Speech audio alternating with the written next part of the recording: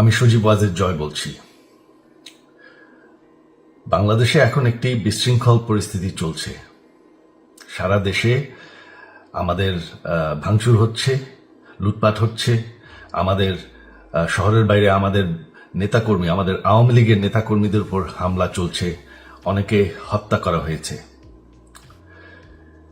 এই পরিস্থিতিতে আমি বলতে চাই, আওয়ামী লীগ হচ্ছে বাংলাদেশের সবথেকে পুরাতন গণতান্ত্রিক এবং সবথেকে বড় দল।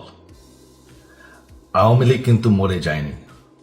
আওয়ামী লীগ এই দেশকে, বাংলাদেশকে স্বাধীন করেছে। আওয়ামী লীগকে শেষ করা সম্ভব না।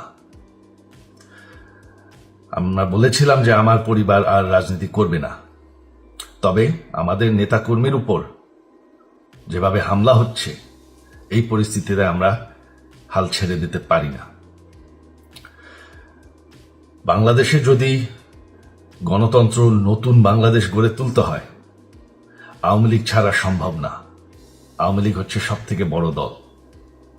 আওয়ামী লীগ কোথাও যাবে না, আওয়ামী লীগ শেষ হয়ে যাবে না, আওয়ামী লীগকে শেষ করা সম্ভব না।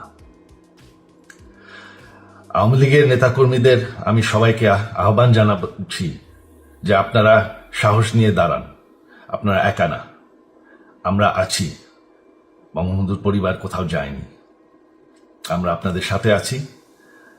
দেশকে, আমাদের নেতাকর্মীদেরকে, আওয়ামী লীগকে রক্ষা করার জন্য যা প্রয়োজন আমরা করতে প্রস্তুত।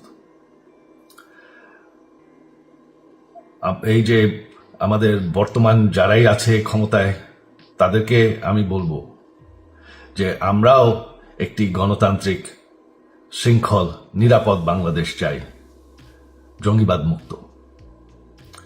তার জন্য আমরা সবার সাথে আলোচনা করতে প্রস্তুত। শুধুমাত্র তারা যদি জঙ্গিবাদ এবং ভায়োলেন্স বাদ দেয়। শেখ হাসিনা মরে যাননি, আমরা কোথাও যাইনি। বাংলাদেশ আওয়ামী লীগ ছাড়া গণতন্ত্র, নির্বাচন সম্ভব না। এই বলে আমি আমার কথা শেষ করছি। জয় বাংলা।